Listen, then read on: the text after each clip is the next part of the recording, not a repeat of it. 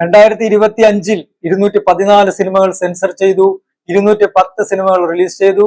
ഹിറ്റുകളും super ഹിറ്റുകളും അടക്കം 26 സിനിമകൾ വിജയം നേടി. 184 സിനിമകൾ പരാജയപ്പെട്ടു. മലയാള സിനിമ ഇൻഡസ്ട്രിക്ക് നഷ്ടം 400 കോടി രൂപ.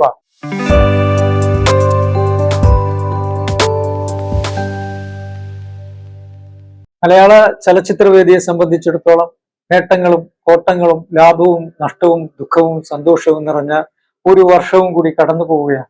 ഋഷഭ് ഷെട്ടി അഭിനയിച്ച കാന്താര, മോഹൻലാലിന്റെ വൃഷഭ എന്നീ 2 ഡബ്ബിംഗ് ചിത്രങ്ങൾ ഉൾപ്പെടെ 210 സിനിമകളാണ് ഈ വർഷം റിലീസ് ചെയ്തത്. ഔദ്യോഗിക കണക്കുകൾ പ്രകാരം കേരള ഫിലിം ചേംബറിൽ രജിസ്റ്റർ ചെയ്തിട്ടുള്ള സിനിമകളുടെ എണ്ണം 188 ആണ്. 2023-ലും 24-ലും 240ഓളം സിനിമകൾ റിലീസ് ചെയ്യുകയുണ്ടായി. അതിനാനുപാതികമായി വിജയ ശതമാനം ഉയർന്നു എന്ന് ചോദിച്ചാൽ ഇല്ല. 2025-ൽ ഏറ്റവും വലിയ വിജയം നേടിയ സിനിമയാണ് ഡൊമിനിക് അരുൺ തിരക്കഥയും സംവിധാനവും നിർവഹിച്ച ലോക ചാപ്റ്റർ 1. ഒരുപക്ഷെ സമീപകാല സിനിമാ ചരിത്രത്തിൽ അത്യപൂർവമായ ഒരു വിജയമാണ് കല്യാണി പ്രിയദർശൻ ലീഡ് റോൾ ചെയ്ത ലോക ചാപ്റ്റർ 1 നേടിയത്. മമ്മൂട്ടിയുടെയും ദുൽഖർ സൽമാന്റെയും ടൊവിനോയുടെയും ശക്തമായ പിന്തുണ സിനിമയ്ക്ക് ഉണ്ടായിരുന്നു. ദുൽഖർ സൽമാന്റെ കമ്പനിയായ വേഫെയർ ഫിലിംസ് നിർമ്മിച്ച് വേൾഡ് വൈഡ് റിലീസ് ചെയ്ത സിനിമ 3.2 കോടി രൂപ കളക്ട് ചെയ്തു എന്നാണ് റിപ്പോർട്ടുകൾ നൽകുന്ന സൂചന. കളക്ഷന്റെ കാര്യത്തിൽ 2ാം സ്ഥാനത്ത് നിൽക്കുന്നത് നടൻ പൃഥ്വിരാജ് സംവിധാനം ചെയ്ത മോഹൻലാൽ ചിത്രം എമ്പുരാനാണ്. വേൾഡ് വൈഡ് റിലീസ് ചെയ്ത സിനിമയുടെ ഗ്രോസ് കളക്ഷൻ 268.5 കോടി രൂപയാണ്. കളക്ഷനിൽ 3ാം സ്ഥാനത്ത് നിൽക്കുന്നതും മോഹൻലാൽ ചിത്രമാണ്. തരുൺ മൂർത്തി സംവിധാനം ചെയ്ത തുടരും 237 കോടി രൂപയാണ് ഗ്രോസ് കളക്ഷൻ.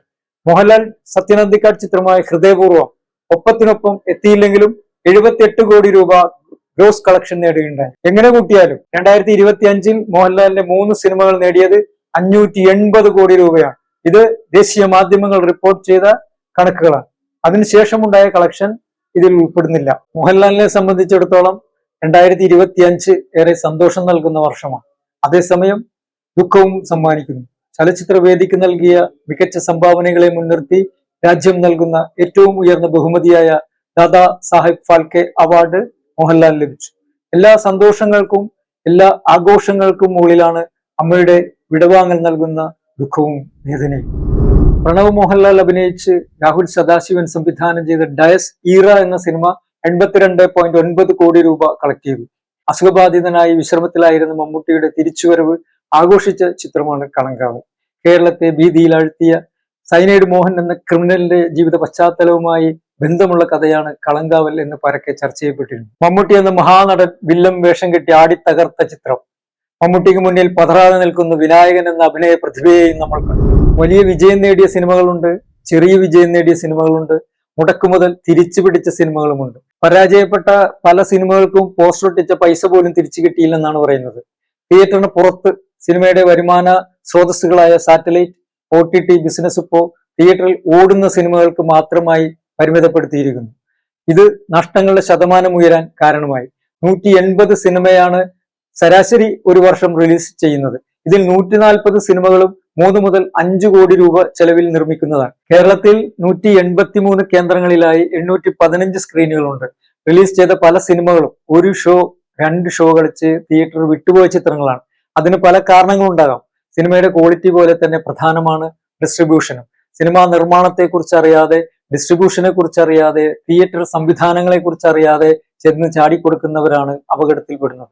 നോക്കൂ, ഈ വർഷം റിലീസ് ചെയ്ത സിനിമകളുടെ നിർമ്മാതാക്കളിൽ ഭൂരിഭാഗവും പുതിയ ആളുകളാണ്. അഭിനയ രംഗത്തും സാങ്കേതിക രംഗത്തും പുതിയ ആളുകൾ ധാരാളമായി കടന്നു വരുന്നുണ്ടെങ്കിലും നഷ്ടം സംഭവിക്കുന്നത് ഒരാൾക്ക് മാത്രമാണ്. അത് നിർമ്മാതാവിനാണ്. പുതിയതായി വരുന്ന നിർമ്മാതാവിന് സിനിമയെക്കുറിച്ച് ധാരണയില്ലെങ്കിൽ തന്നെ പ്രൊഡ്യൂസേഴ്സ് അസോസിയേഷൻ ഓരോ നിർമ്മാതാവിനും വ്യക്തമായ ഗൈഡ് ലൈൻ നൽകുന്നുണ്ട്. അത് ശ്രദ്ധിക്കാനും അതനുസരിച്ച് പ്രവർത്തിക്കാനും തയ്യാറായാൽ വലിയ നഷ്ടങ്ങളില്ലാതെ രക്ഷപ്പെടാൻ സാധിക്കും. പക്ഷേ അങ്ങനെ രക്ഷപ്പെടാൻ കൂടെയുള്ളവർ സമ്മതിക്കില്ലല്ലോ. അതാണല്ലോ സിനിമ.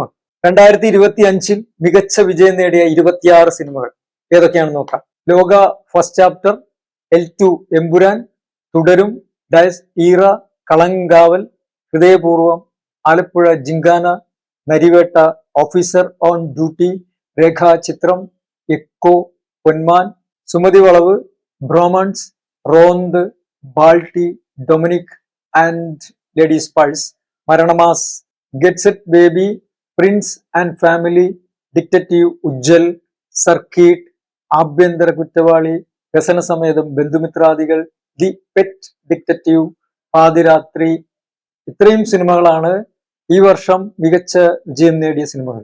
ഡിസംബറിന്റെ അവസാന ആഴ്ചയിൽ റിലീസ് ചെയ്ത ദിലീപ് ചിത്രമായ ഭബ്ബബ്ബ, നിവിൻ പോളിയുടെ സർവമായ, ഉണ്ണിമൂന്തൻ അഭിനയിക്കുന്ന മിണ്ടിയും പറഞ്ഞും, നരേൻ ചിത്രമായ ആഘോഷം, ഷൈൻ നിഗം അഭിനയിക്കുന്ന ഹായ് എന്നീ സിനിമകൾ തിയേറ്ററിൽ കളിച്ചുകൊണ്ടിരിക്കുകയാണ്. അതിന്റെ കണക്കുകൾ ലഭ്യമല്ല, അതേക്കുറിച്ച് ഇപ്പോൾ ഒന്നും പറയാനും കഴിയും. ഇതൊക്കെയാണെങ്കിലും മലയാള സിനിമയുടെ ഗ്രാഫ് മുകളിലേക്ക് തന്നെയാണ്. ഇന്ത്യയിലെ പ്രമുഖരായ ചലച്ചിത്രകാരന്മാർ ഉറ്റുനോക്കുന്നത് മലയാള സിനിമയിൽ ഉണ്ടാവുന്ന പുതിയ മാറ്റങ്ങളെയാണ്. പഴയ തലമുറയും പുതിയ തലമുറയും ഒന്നായി ചേർന്ന് വരും വർഷങ്ങളിൽ മലയാള സിനിമയിൽ പുതിയ കാഴ്ച അനുഭവങ്ങൾ നൽകുമെന്ന് നമുക്ക് പ്രത്യാശിക്കാം. എല്ലാവർക്കും നന്മയുടെ പുതുവത്സര ആശംസകൾ.